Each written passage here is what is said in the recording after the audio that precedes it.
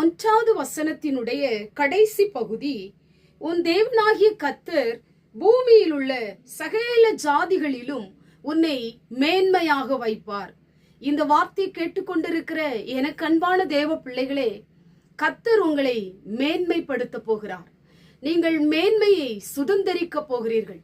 மேன்மையான ஆசீர்வாதத்தை தேவனிடத்திலிருந்து பெற்றுக்கொள்ள போகிறீர்கள்.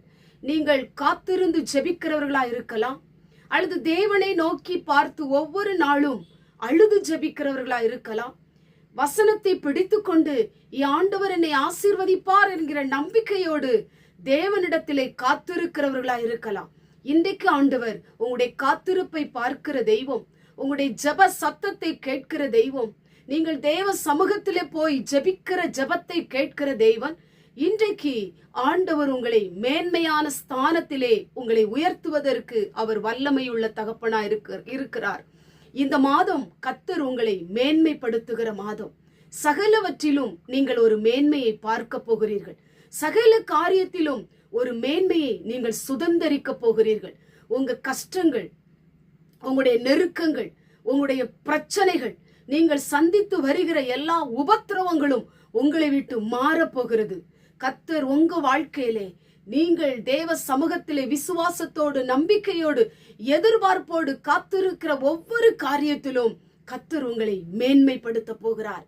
எந்த மனிதன் உங்களை அவமதித்தானோ, எந்த மனிதன் உங்களை தூக்கி எறிந்தானோ, எந்த மனிதன் உங்களை பரியாசம் பண்ணி கொண்டிருக்கிறானோ, எந்த மனிதனால் நீங்கள் நிந்தனைக்குள்ளாக்கப்பட்டு கொண்டிருக்கிறீர்களோ, அதே மனிதனுடைய கண்கள் காணும்படியாக கர்த்தர் உங்களை மேன்மைப்படுத்த போகிறார். உங்களுடைய தொழில்ல ஒரு மேன்மை, உங்களுடைய வேலையில ஒரு மேன்மை, உங்க குடும்பத்துல ஒரு மேன்மை, உங்க ஸ்தானத்துல ஒரு மேன்மை, உங்க ஊழியத்துல ஒரு மேன்மை, நீங்க படிக்கிற இடத்துல ஒரு மேன்மையை கொடுத்து ஆண்டவர் உங்களை ஆசீர்வதிக்க போகிறார். நீங்கள் தேடுகிற தெய்வம் உங்களை கைவிடுகிறவர் அல்ல, உங்களை அப்படியே விட்டுவிடுகிற தெய்வம் அல்ல. அவர் உங்களை உயர்த்தி உங்களை ஆசீர்வதிக்கிற தகப்பன். நீங்கள் உயர்வை பார்க்க போகிறீர்கள், மேன்மையை காண போகிறீர்கள். அது உங்களை ஆச்சரியப்படுத்த போகிறது. கர்த்தர் உங்க கண்களுக்கு முன்பாக செய்ய போகிற அந்த மேன்மையை நீங்கள் பார்த்து ஆச்சரியப்படுவீர்கள். கர்த்தர் உங்களை ஆசீர்வதிப்பதற்கும் மேன்மைப்படுத்துவதற்கும் அவர் வல்லமையுள்ள தகப்பனாயிருக்கிறார். கண்களை மூடி ஜெபம் பண்ணுவோம்.